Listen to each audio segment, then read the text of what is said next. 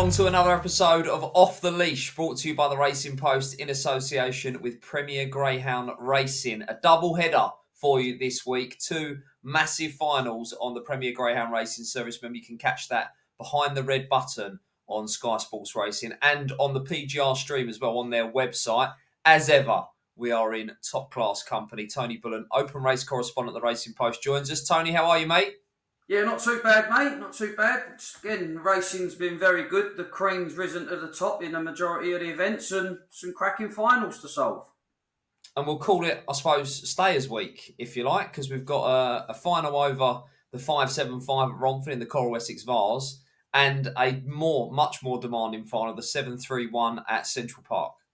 Yeah, it certainly is. And again, the way they've worked out the two finals, they're up for grabs. Nothing's going to be massive odds on, so all to play for, Dave. All to play for. Competitive action. You're, of course, watching us here on the Racing Post YouTube channel. Do remember to like, comment and subscribe. Thank you to everyone who gets in touch with us, lets us know your views. It's great to read that some of you are following the tips in as well. I carried the show last week. Of course, Tony was out with the wash-in. But Front Alice did the business for us in good style, 9-4 into 6-5. So nice to hear a few of you managed to snaffle the early prices there. You might be watching us on Facebook as well. So smash that like button and drop us a comment as well. Let us know. Maybe you're clutching anti-post tickets this week. What do you fancy in the two big finals? Do you agree with our best bets of the week? They'll come at the back end of the show. Right, as ever, we'll look back before we look forward. Two big finals. We are going to kick off with, Central Park. We'll go to first. Saturday night action. 731 metres here, Tony. There is no hiding place. This is a very demanding trip, isn't it? Yeah, it certainly is. I mean, it does take some getting. And the good thing about Central Park is such a galloping track. You can always recover, even if you make an error in the early exchanges, Dave. Yeah, great circuit. Great circuit. Right, three semi-finals. First two went through from each semi. We'll kick off with what was without a doubt the warmest of the semi-finals. And the front two here, Droopy's Flair and Droopy's Flotilla. Traps 5 and 4, 44.25 the winning time here. She was stranded all the way out in trap 5. We know how exciting she is, promising, but the draw was tricky. We didn't know how she was going to track, but I thought she tracked really, really smart. Here, Tony, Droopy's Flair. She's got a racing brain, she's got an engine, and she's still unbeaten. Yeah, she's special. She certainly looks the real deal. I mean, she's only had 9 starts, 4 wins to her career to date, but she's really relished the step up in distance, Dave. And I think it worked out well. I mean, Droopy's Flotilla, you wanted Droopy's Flotilla to smash away, so give Droopy's Flair a little bit of room to gradually edge across to the inside, but the writing was on the wall. Once Droopy's Flair had looked after herself in the early exchanges, she was just biding her time. When she really kicks, once the switch ignites, Dave, this bitch has really got an engine and a serious one. I mean, I know the distances are sort of new at Central Park. She broke the track record in the first round, but I thought this was a better performance. And with the slow going allowance taken off, she's gone even quicker. So that underlined how good of a run it was. And Droopy's Flotilla's run her race, but just failed to take the sting out of a special youngster. Yeah, my immediate thoughts after the race were, if she gets a draw anywhere near the inside, we're going to be set for one hell of a race, because we expected Garth Finney to blaze to qualify as well, which we'll see very, very shortly. But before that, we'll take in the local hope doing the business in semi-final number 2. Breton Molly did qualify in trap 4, but head count for Barry O'Sullivan in trap 2, 2 and 4, 44.51 the winning time here. Yeah, there wasn't, I said last week, there wasn't a great deal of natural early speed in the race, and I was hoping that Breton Molly could probably front off, but I mean, it was Champion's Girl who momentarily led, but just got tapped for a natural yard of early and middle pace, and his head count, I mean, Barry O'Sullivan's bitch, again, no connections must be pleased with what they're seeing from her. 8 starts, 6 wins, and finished second in the other 2 races. Ran well in that event at Oxford. But yeah, the overall clocking's nothing to sort of get excited about, but she's not done anything wrong whatsoever. And Breton Molly has done connections proud by making another final, Dave. Yeah, they were the front 2, traps 2 and 4. And then we got to semi-final number 3. the anti-post favourite, the defending champion, Garfinny Blaze. Now, he went to traps a short price, but he won like a short price favourite should do as well. Very impressive here. 44.42. Bright Jewel, the other qualifier in trap 6. Yeah, very impressive. I mean, 16.45, he's found 25 spots from his previous split when we won in the first round. And when he does this Garfinny Blaze, he just absolutely pulverises the opposition. And it was just a no-nonsense performance from the dog. He obviously had that little bit of a blip. He ran in a staying event during the Derby and then had a little bit of time off the card. But he came back to win the George Curtis Ballyregan Bob Memorial at Hove and is as good as he was 12 months ago, in my opinion, Dave. Yeah, he's a class act, isn't he? He's very, very good. He starts and he stays. We cast back to 12 months ago in the final, which we'll get to now. We'll bring you the draw.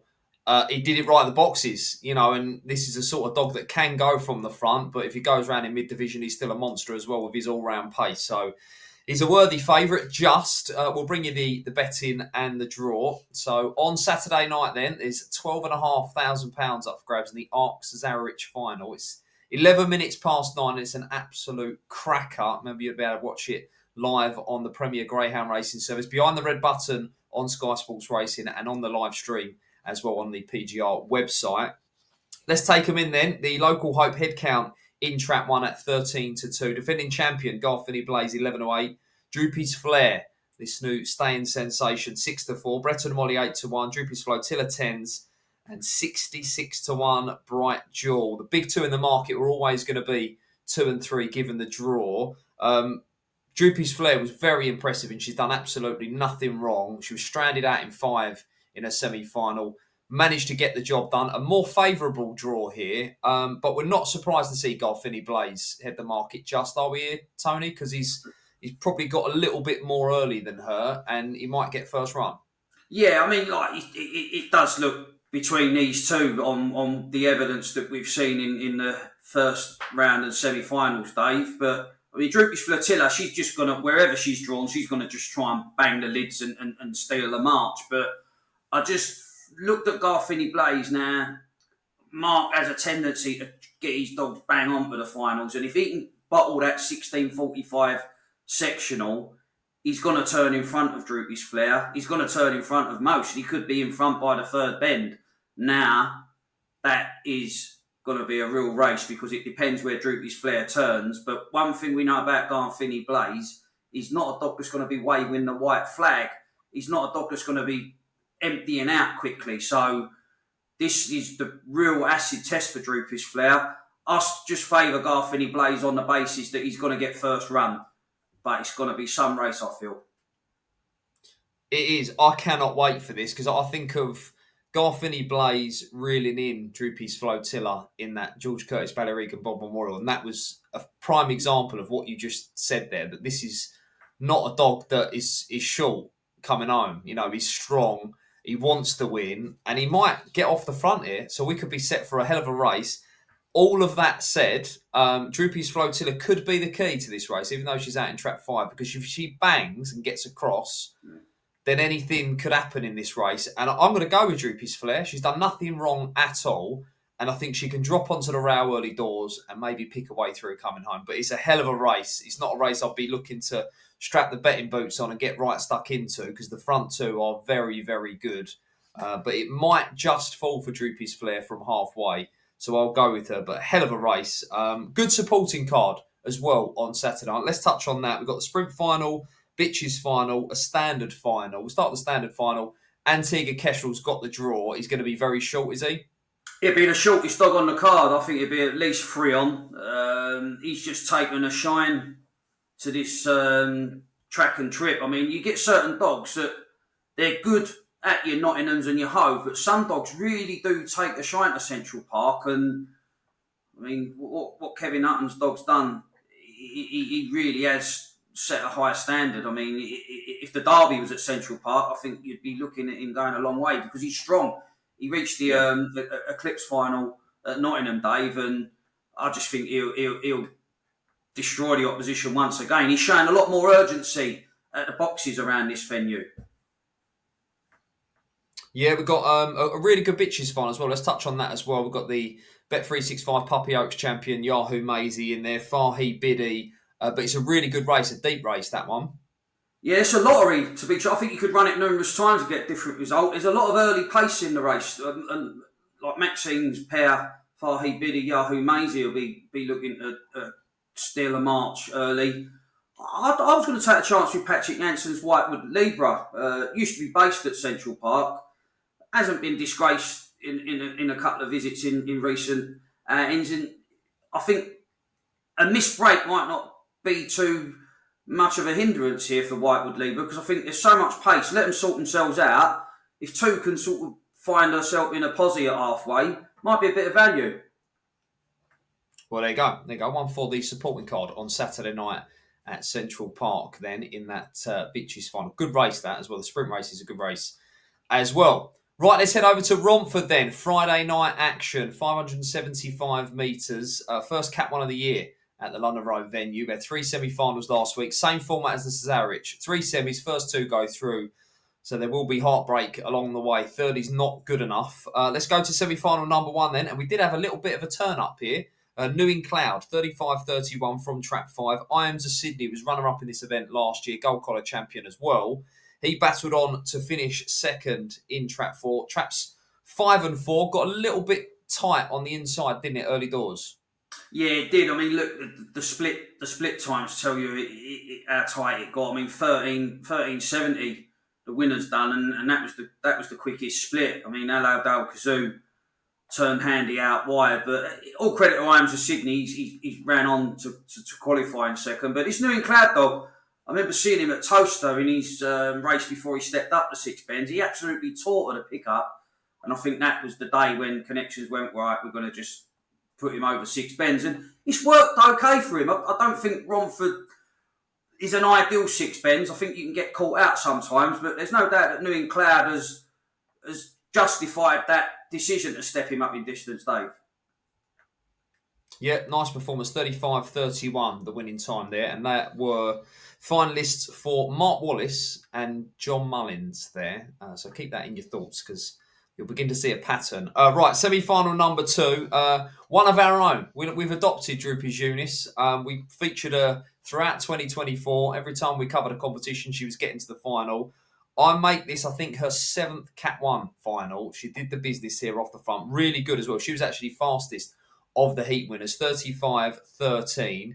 From the red, Fabulous Sonique for Mark Wallace was your other qualifier, so second into the final for the champion trainer, who's looking for a record 7th Essex Vase. But Droopy's Eunice, very, very good here. Off the front, she's very, very classy and very game. Yeah, she came into this event fresh as well, Dave. I mean, she'd been quite a busy bee last year and done Connections really proud on her travels, but Connections clearly had this event in mind. They've kept her fresh, brought her back, and what's made the difference, she's found her trapping boots once again, and back-to-back wins, sub 35 seconds. You can't do no more than that. And I know she's got a little bit of a trickier draw in the final, but she's well equipped to cope with a middle slot. And as she's shown, when she gets to the front, she's very difficult to pass. Very difficult. She's very game. Note on the runner-up, Fabulous Sonique, who's been a tremendous bitch for Mark Wallace in the MWD partnership. I think she was the most successful dog out of the kennel numerically in terms of open race wins in 2024. I think she won like 17 races, something crazy like that. So she knows how to get the job done. She might be a bit of a price in this final, but she's there on merit. It was a good effort in second. Right, we move on then to the third semi-final. This featured defending champion, anti-post favourite, and the Greyhound who is looking to land the Essex Vase for the first time, to go with a Coronation Cup and a Champion Stakes, of course, the Romford 575 Triple Crown, New Destiny. However, beaten on this occasion, sprung from the boxes, done for pace around the first couple of turns, which was a bit of a surprise, by Scammer, 35-14. And this dog looks the part, doesn't he? This was very, very good. 6/1, Scammer and New Destiny.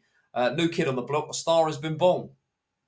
Yeah, indeed. He fell into the could be anything category heading into the event. I mean, he put up a slick trial, but trials for show, races for dough. But he impressed in the first round. I like the way he attacked the bend in the first round, did Scammer. And to claim the scalp of his kennel mate at this stage of his career on merit, I mean, who knows what's left in the locker, Dave, with Scammer, because New Destiny's got Daylight had plenty of chance to get past, but Scammer, he didn't relent. No, yes, certainly something that New Destiny's not encountered. A dog coming from behind her at Romford. Connections, in particular, Mark Wallace, trainer, fancies that Scammer's going to stay even further, and we could be looking at like a St Ledger dog here. So if he's got the pace and stamina, he's going to be a real handful. Great run. That was just one spot behind Droopy's Eunice on the clock, which makes for a fabulous final, and 4 into the final for the 15 times champion trainer Mark Wallace. 9-11 then on Friday night. There's £10,000 up for grabs. It is the Coral Essex Vase final live on the Premier Greyhound Racing service, behind the red button on Sky Sports Racing, and of course on the PGR website as well. Let's have a look at them. That is a stellar lineup for the 575 here. In trap 1, New Destiny, the favourite at 5-4. Then we've got Fabulous Sonique at 10s. I Am to Sydney in 3. Droopy's Eunice in 4. New in Cloud in 5. Scammer in 6. This is where I'm at. I'm very strong on New Destiny. And you go back through her form. She's won the 2 competitions at Romford, the Champion Stakes and the Coronation Cup, and she won the 650 event at Oxford. On all 3 occasions, she produced her very best performance in the competition in the final. Mark Wallace has gone on record saying that they like to leave her a little bit short coming into events, and you always see the best of her in the final. The draw couldn't be any better. She's proved she can do it out the red, just as she has done in previous finals at Romford. As much as she got beat last week, Tony, I've got to be with her, and I feel like the fact she got beat makes her a backable price this time. Yeah, I totally agree. I do think that I wouldn't want to be laying 5-4. I mean, I stuck with her from the get-go in the competition. I think around 9-4, 2-1.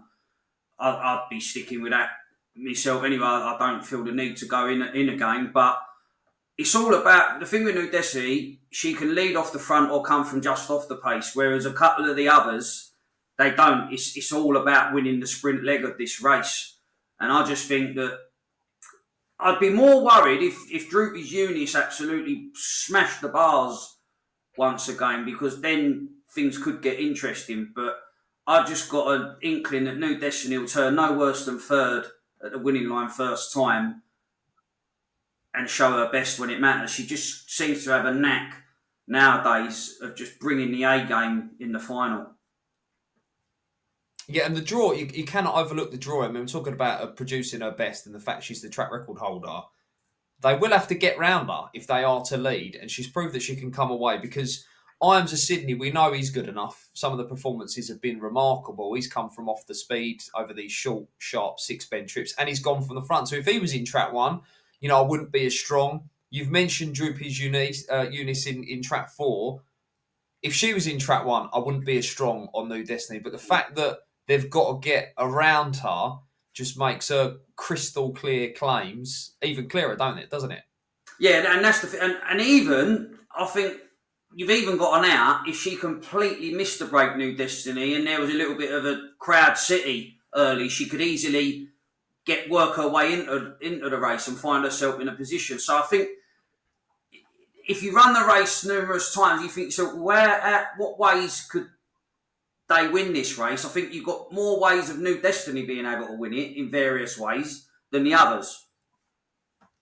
Yeah, we're going round and round the houses. We're very strong on the favourite, New Destiny, in the final. Let's put it that way. Right, we are now going to tackle the best bets of the week. Tony, you can go anywhere you like, Thursday onwards, recording this on a Wednesday morning. There's open racing here, there and everywhere. We've touched on the 2 big finals, one at Romford, one at Central Park. Tremendous supporting cards at both meetings as well. Where are we off to? Yeah, I'm going to go for a bit of value. I'm going to take a chance in this Coral Silver Maiden final that was running alongside the Essex Vase, and I'm going to go for a dog that's never won a race in Call It Off in track 5 for Maxine Locke. Only on the makeup. I mean, it hasn't been through the want of trying that Call It Off hasn't won a race. He's been threatening for a long while.